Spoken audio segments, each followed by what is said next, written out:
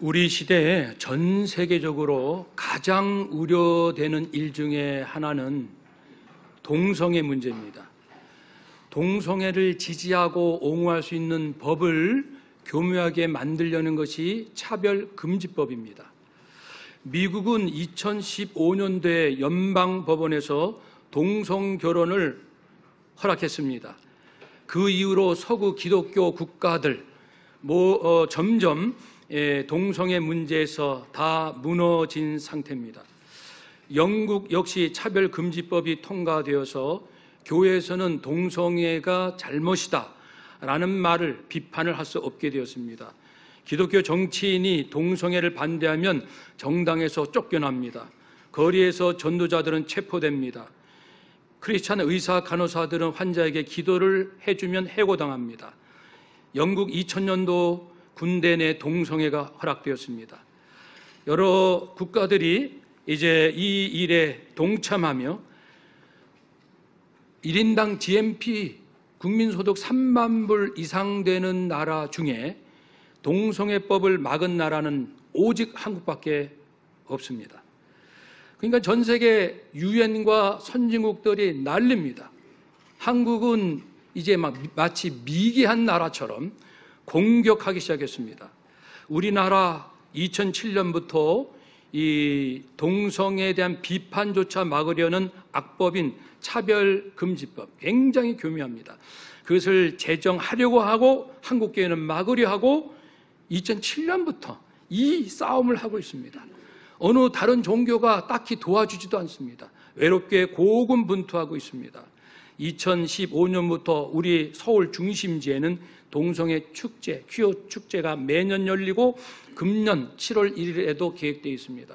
우리 기독교회도 이제 매년 그것을 반대하는 집회를 열지요. 그래서 같은 날 7월 1일 오후 1시에 서울시의회 앞에서 집결합니다. 작년에는 동성애 지지자들 10,000명, 기독교 중심의 반대 시위자들은 10만 명이 모였습니다. 금년에는 20만 명 모이는 게 목표입니다. 이건 사실 절체절명의 굉장히 중요한 문제입니다.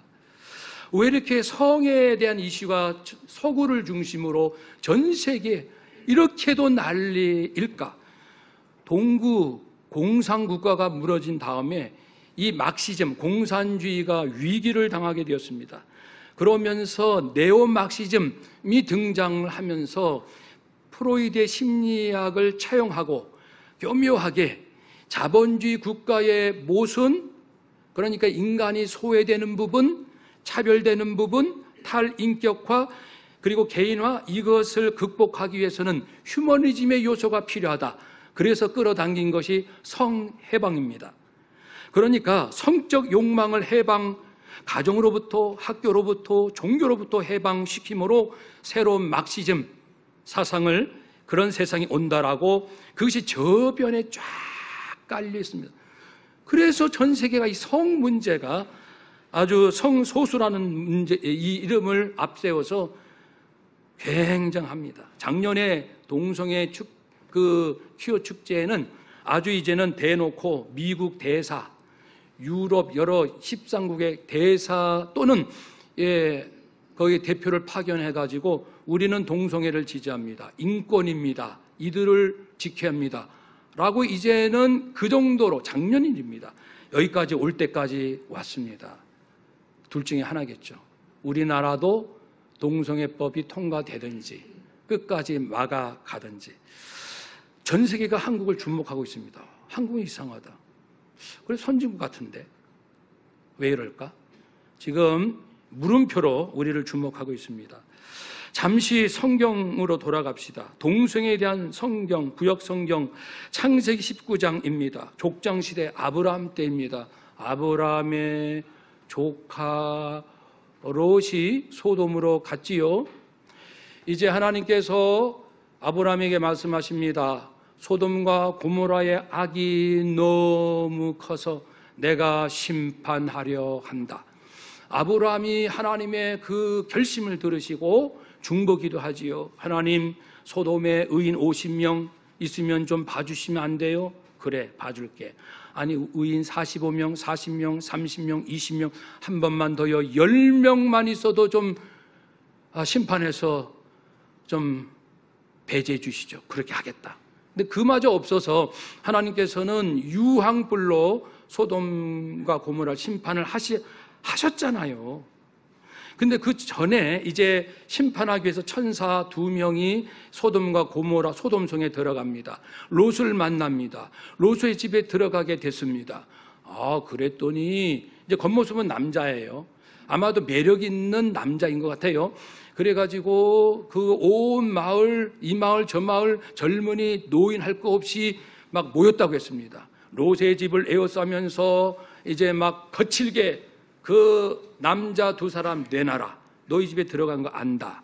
내놔라. 우리가 그들과 좀 성관계를 해야겠다. 내놔라. 이렇게 하지 않습니까? 천사가 이제 롯이 이제 그 앞에 나가 있으니까 이 문 살짝 열고 이렇게 들어와라. 그렇게 하고 문 닫고 천사가 그들의 눈을 어떻게 했죠? 모두 눈 멀게 하는 역사가 있었습니다. 소돔의 멸망, 동성애랑 관련이 있는 거예요. 그들이 동성애자들입니다. 에스겔 16장에 보면 소돔이 왜 망했는가 2가지 이유를 들지요. 첫째는 가난하고 어려운 사람들 돕지 않았다.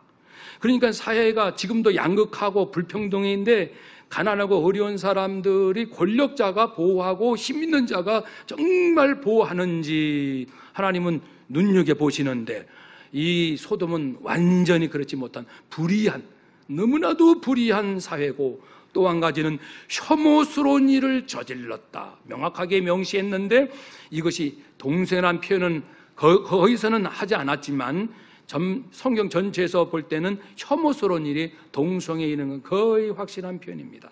그러니 소돔의 멸망이 동성애가 직접적인 원인은 아니라 할지라도 중요한 원인인 것은 부정할 수 없습니다. 이제 족장시대 끝나고 출애굽 광야시대가 왔습니다. 하나님께서는 모세에게 택한 백성 이스라엘을 제대로 된 나라를 만들어서 하나님을 경외하는 나라, 그래서 결국 전 인류가 여호와 하나님은 참된 하나님이시다.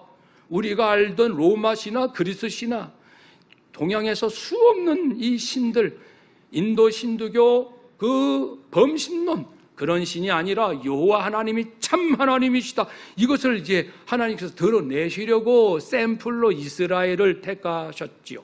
그래서 모세에게 율법을 주시고 이스라엘아, 하나님의 법 이 율법을 지키거라. 율법 중에 레위기 20장 13절 말씀에 이런 내용이 있습니다.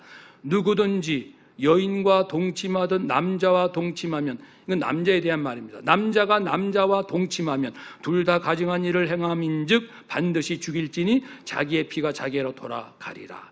그러니까 이 동성애 이자들은 반드시 돌로 쳐 죽이라. 물론 지금 우리가 그런 일을 하자는 게 아니에요. 이것은 구약 율법 안에 있고, 지금은 이제 예수님이 오셨고 성령님이 오셨고 은혜 복음 시대니까 그대로 하면 안 되죠. 중요한 것은 율법 중에 돌로 쳐 죽이라는 말씀들이 있어요. 무엇일까요? 자녀가 부모를 공경하지 않고 부모를 욕되게 하는 그 자녀는 죽여라. 돌로 쳐 죽여라. 무슨 의미죠? 창조 질서의 근본이 있다면은 자녀는 부모를 공경하는 것이고, 남녀 이성이 부부가 결혼해서 부부가 되어서 자녀를 낳아 인류가 번성하는 것이 창조 질서의 근본입니다. 이런 것들을 건드리는 자는 반드시 그리 죽이라 할 정도로 하나님의 마음은 단호하시죠. 사사시대로 가봅시다. 사사기 19장에도 기브온, 그 이스라엘 땅 기브온이라는 이방 족속의 불량배들이 이스라엘의 한 레위인을 대상으로 동성애적 욕망에 끌려가지고 아주 소란을 피운 것이 나오지요.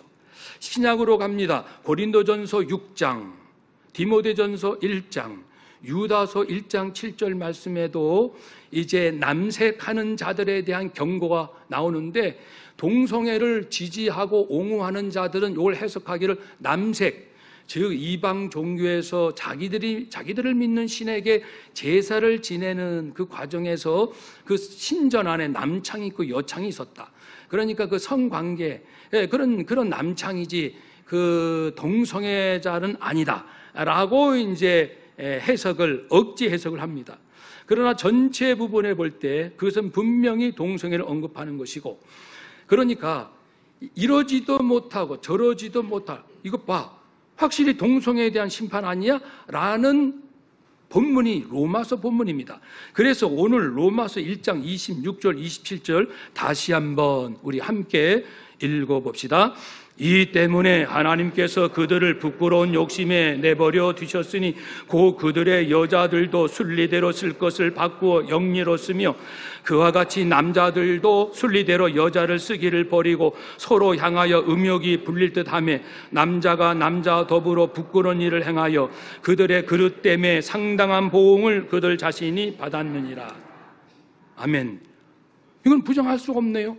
그러니까 그 옹호하는 자들이 또 딴 궤변을, 맞아, 여기서는 동성애가 맞긴 맞네. 그런데 이걸 그렇게 해석하면 안 돼요.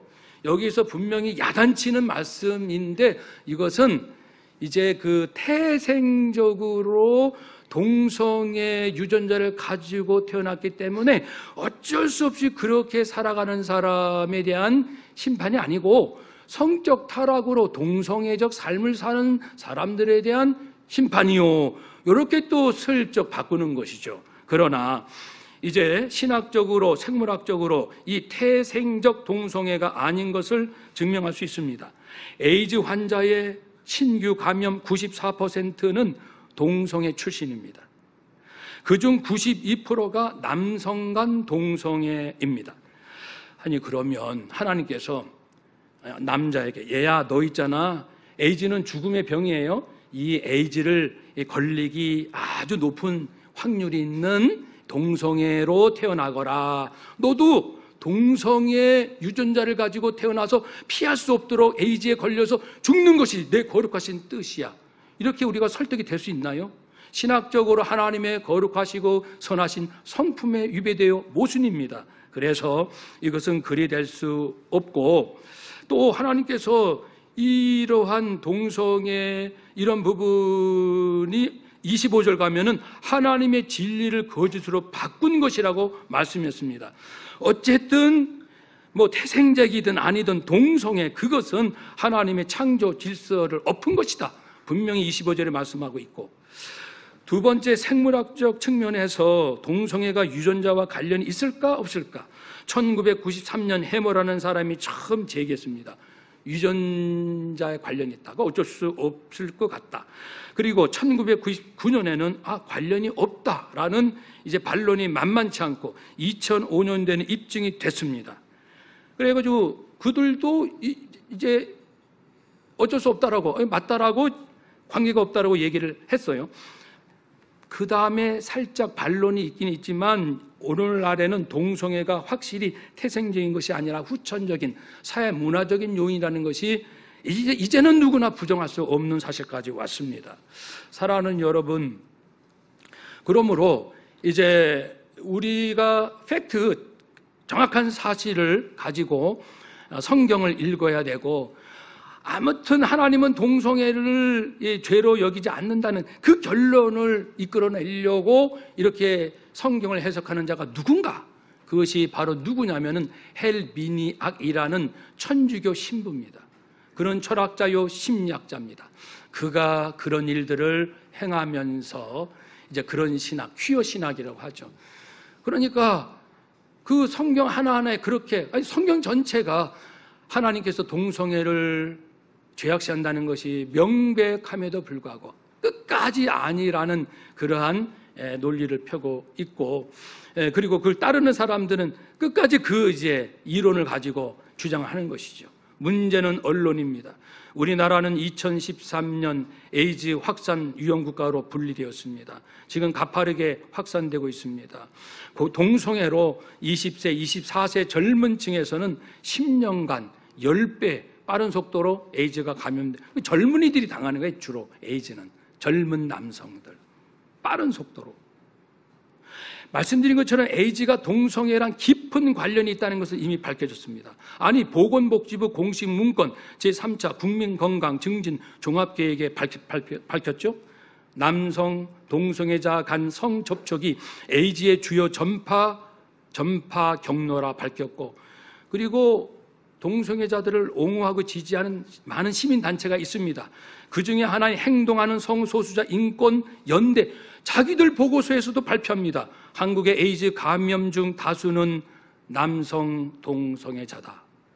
자기들이 인정했어요. 이것이 팩트고 분명한 사실입니다. 그럼에도 언론에서는 인권 보도 준칙에 묶여 함구하고 있습니다. 보고는 과학이잖아요. 과학 얘기하자는 거예요, 과학. 흡연이 폐암의 주된 원인이라고 밝혀졌으면 국민들에게 흡연하지 맙시다, 금연합시다, 담배를 피면 폐가 이렇게 망가집니다, 그 끔찍한 사진을 담배에 붙이고, 여러분 마약이 위험합니다. 마약 확산되는 걸 막아야 됩니다. 알코올 중독 막아야 합니다. 이게 국가가 국민의 건강과 행복을 위해서 할 일이죠. 그런데 유독 다른 것은 다 하는데 왜 유독 객관적으로 검증된 이 동성애가 얼마나 많은 개인의 건강도 무너지고 관계도 무너지고 사회도 무너지고 가정도 무너지고, 아니 이미 선진국 보면 다 나와요. 그런데 왜 이 문제만큼은 인권 그러느냐, 그 의도가 의심스럽지 아니할 수가 없어요. 에이즈 환자 치료비가 1인당 월 300만 원, 사망시까지 5억 원 정도로 합니다. 에이즈 환자 100만 명을 치료하면 5조 원이 들고 현재 우리나라는 2만 명 조금 넘을 것으로 추정합니다. 그러면 10조 원 듭니다. 더 계속 확산이 되면 국민의 혈세입니다. 국가를 위해서 생명 바친 사람들을 위해서 얼마나 국가가 베풀어 주는지 하고, 이렇게 문제투성이 많은 것을 5조, 10조를 쏟아부으면서 하는, 어느 게 합리적이고 어느 게 비판적 사고고 어느 게 과학적 사고고 어느 게 정말 합리적 사고입니까? 어느 게 맨정신입니까? 왜 우리 사회가 이렇게 됐을까? 그러니까 이러한 동성애자들은 일반인보다 평균 수명이 25년 또는 30년 짧습니다. 청소년 동성애자들의 자살률도 일반인보다 무려 4배가 높습니다. 그러니까 우리는 정확한 팩트를 갖고 얘기를 하는 거죠. 인권. 그러니까 이제 정말 우리가 기도하면서 고민할 것을 우리가 함께, 저도 그렇고 함께 고민합시다. 이 감정을 할 일이 아닙니다. 동성애가 정말 인권의 문제인가? 정말인가? 끝까지 우리가 파고들고 어디까지가 팩트고 어디까지가 아닌가. 물론 성경은 우리 기독교인들끼리 믿는 거니까 성경 얘기 안 한다 할지라도, 아니 마약, 알코올, 흡연, 그 엄청난 국민에 대한 그 피해와 동성애가 지금 우리 사회에서 확산되며 일으키는 것과 어떻게 우리가 합리적으로 볼 것인가. 이사야 5장 20절에 악을 선하다 하며 선을 악하다 하는 자들 화 있을지어다. 아니, 정확한 진실과 사실이 있는데 왜들 감추시오? 왜들 쉬쉬하시오? 왜들 정직하지 못하시오? 왜들 비겁하시오? 화 있을진저. 그래서 저는 개인적으로요, 정말 전 세계 성도들 위해서 기도하거든요. 깨어있는 성도, 하나님, 이제는 한 나라 갖고 안 돼요. 이게 세계적인 문제로 좀 다 맞물려 있습니다. 전 세계 모든 기독교인들 깨어있게 하옵소서, 생명 걸게 하옵소서, 진리를 따르게 하옵소서. 아니, 우리가 조금 잘못 이해하고 있다는 부분이 있으면 우리가 후퇴할 거예요.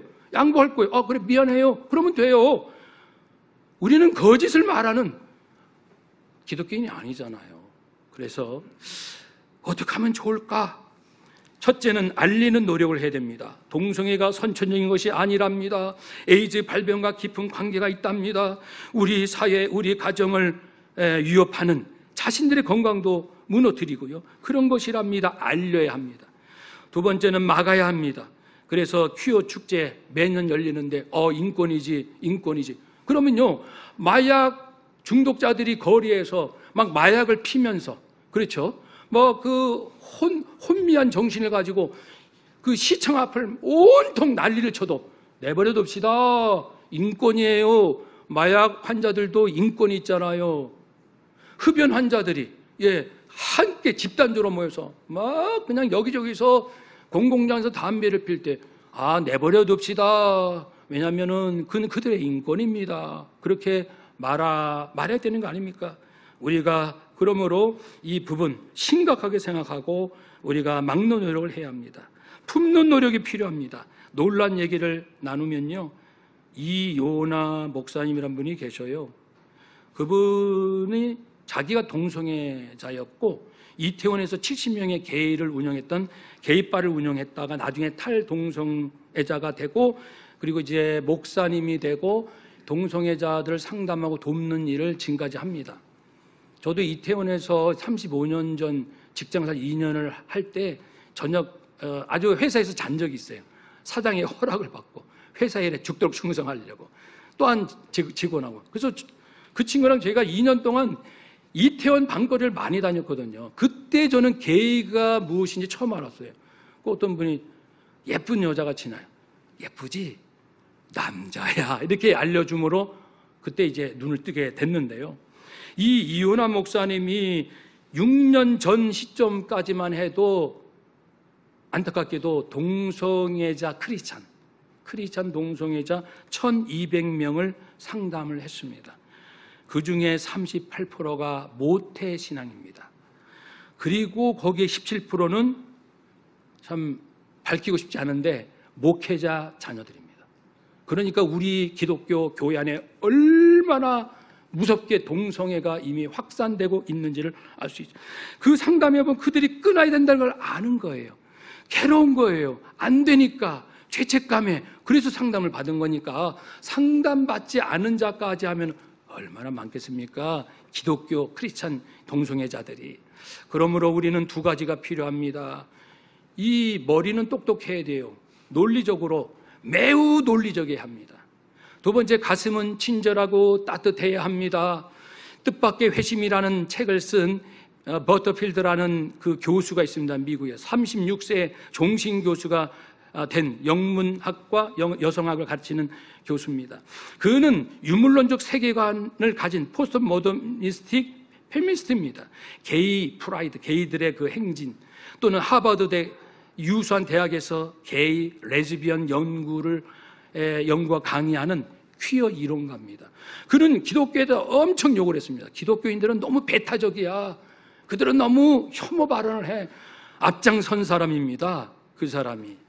그런데 그 기독교의 프라미스 키퍼스, 약속을 지키는 이 믿음으로 우리가 살아야 합니다. 신앙 훈련 프로그램에 대해서 성차별적이다 라고 비판한 글을 썼습니다. 지역신문에. 여기 대해서 찬반의 편지가 막 들어왔습니다. 그런데 그 중에 한 목사님의 편지가 있는데 조금 달라요. 뉘앙스가, 느낌이. 그래서 버릴까 말까 하다가 그 목사님에게 전화를 했습니다. 목사님이 오세요. 초대를 받았습니다. 그 켄 목사님 부부를 만나고, 근데 그 목사님 부부는 이 교수를 친절하고 따뜻하게 절대 적대시하지 않고, 그렇게 친구가 되어줬습니다. 이 교수는 점차 성경에 관심을 갖고 2년간 혼자 성경을 읽게 되었습니다. 교회 갖고 싶은 마음에 스스로 교회에 출석했습니다. 그는 드디어 하나님을 놀랍게 만났습니다. 장로교 교인이 되었고 지금은 더렘 장로교 목사님 사모가 되었습니다. 엄마로서 지역사회 돌보는 일에 힘쓰고 있습니다. 여러분, 두 가지. 동성애에 대해서 기독교가 100% 팩트를 다 모를 수도 있어요. 우린 정직하자 그겁니다. 어디까지가 진실인지, 어디까지가 거짓인지. 왜냐하면 과학도 계속 발전하니까. 우리 열린 마음으로 계속해서 우리가 팩트를 찾아가고, 또 합리적이고 진짜 비판적 사고, 진짜 과학적 사고가 이때 필요한 겁니다. 그리고 우리가 그 동성애자들 정죄하면 안 되죠. 저도 겪어봤지만, 저 죽일러 그러면 하나님께서 아마 10마디나 하실 거예요. 야, 정곤아, 네가 죽일 놈이야. 네가 악해. 네 안에 얼마나 많은 악이 있는데 너를 어떻게 용서했는데 네가 누구를 손가락질해? 제가 그걸 크게 2번 겪어봤기 때문에 찍소리 못하죠. 그러나 그들에 대해서 하나님의 마음으로, 공의로운 마음으로 살필 건 살피되 저나 나나 똑같이 죄인이에요. 저나 나나 똑같이 하나님 앞에 진노 아래 있는 거죠. 그러나 우리가 그를 사랑하고 말씀을 우리가 왜냐하면 상담한 그들이 변화되는 결정적인 건 항상 말씀이었어요. 왜냐하면 말씀은 디모데후서 3장 17절 말씀처럼 말씀은 우리에게 교훈과 책망과 바르게 함과 의롭게 사는 데 강력한 힘인 말씀이다. 매일 말씀을 읽으니까 이제 좀 식상도 하고 이렇게 따분할 수도 있어요. 그러나 말씀은 반드시 사람을 살리거든요. 기도해야 합니다. 그 사람도 기도하게 해주고 우리도 중보 기도해야 돼요. 마가복음 9장 29절처럼 귀신을 쫓아낼 수 있는 능력은 오직 기도, 성령의 능력으로만 귀신을 쫓아낼 수 있다라고 예수님 말씀하신 것처럼 알코올 중독이든 무슨 중독이든 그것을 끊어낼 수 있는 것은 인간의 노력은 하긴 하되 성령의 강력한 도우심을 우리가 기대함으로 기도하자는 것입니다. 그리고 성도가 각자 은사에 따라서 연약한 사람, 자기도 끊고 싶은데 되지 않아 몸부림치고 죄책감에 시달리는 그 우리의 믿음의 가족들, 아는 믿지 않더라도 우리 일반 젊은이들, 우리가 사랑하는 마음으로 예수 사랑으로 아마 확신하기로는 예수님은 얼마나 울고 계실까, 우리 동성애 친구들을 위해서 얼마나 예수님이 울고 계실까 충분히 느낄 수 있습니다. 이제 한국 교회 외롭습니다. 선진국 하면은 동성애를 당연히 허용해야지. 그 공식으로 가는 거예요. 이 사회가 어떻게 될지, 우리가 인권할 때 그 인권을 허락했을 때 적어도 공동체를 해쳐서는 안 되잖아요. 다른 사람의 건강한 삶에 악을 줘서는 안 되잖아요. 자기 몸과 마음을 해치는 인권이 돼서는 안 되잖아요. 우리 정말 저도 다시 한번 두 눈 부릅뜨고 이 문제에 회피하지 않고 살펴보고자 합니다. 우리 성도 모두가 말입니다. 그러면 시편 102편 19절 20절처럼 하나님은 성서 높은 곳에서 이 땅을 굽어 살피신다. 갇힌 사람, 죄에 갇히고 중독에 갇히고 여러 가지로 갇힌 사람들의 쉬는 소리를 들으시고 죽게 된 사람을 풀어 해방시키신다. 거기에 소망을 갖고 하나님, 저희들은 힘이 없어요. 이 땅을, 대한민국을 지켜주세요. 복음으로 지킨 이 나라, 세계 선교사를 파송한 이 나라, 우리 한국교회 다시 깨어나게 하옵소서. 하나님밖에 없습니다. 대한민국 깨어서 제사장 나라 인류를 살리는 일에 귀하게 쓰임받게 하옵소서. 이렇게 기도하는 저와 여러분 되시기를 축복합니다. 아멘. 기도하겠습니다.